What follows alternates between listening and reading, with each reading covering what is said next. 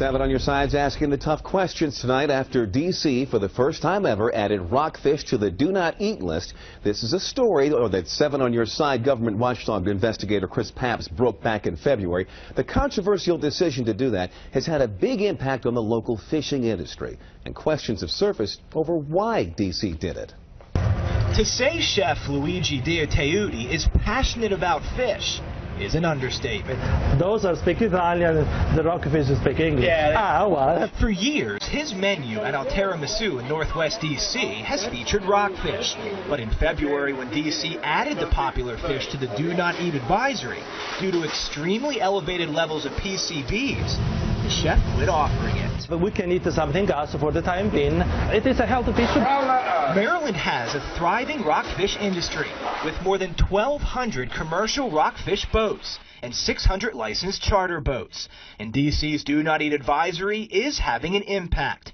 Official economic numbers won't be available for months. But after the I-Team broke this story, a charter boat captain texted me this when business took a hit. Quote, "Sleep well. You just cost a lot of hard-working people their living." These are dangerous chemicals. PCBs, according to University of Maryland microbiologist Kevin Sowers, were once considered the miracle industrial compound because they're virtually indestructible.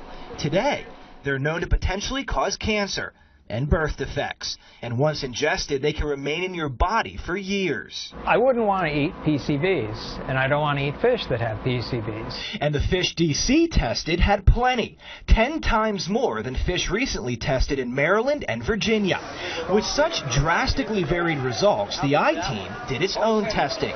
We bought 2 18-inch fish, similar to the size D.C. tested, from 2 fisheries, both, we were told, from the Chesapeake. We tested with skin and without, and our results showed low PCB levels, similar to Maryland's and Virginia's. Did you jump the gun on this Do Not Eat advisory? Jim Foster of the Anacostia Watershed Society sits on the board which issued that advisory after testing only 5 more fish than we did. I don't think we jumped the gun on it. We felt that we should err on the side of caution. Foster admits 7 fish is not a large sample. Maryland samples 50 when it tests. But he said what was found is significant, and people deserve to know, even if Maryland's prized industry takes a hit, as people like Chef Luigi abandon the fish. Obviously, the more, the better. What this really tells us is, hey, there is an issue here that we weren't aware of, and we need to, frankly, look a little deeper. This investigation is still far from over. The next step is to figure out where the D.C. fish are picking up the PCBs. Is there a hot spot somewhere in the Potomac in Washington, D.C., or is it down here south in the Chesapeake? Most importantly, how many people are eating the exposed fish? This is a story 7 on your side. We'll stay on. Chris Papst, ABC 7 News.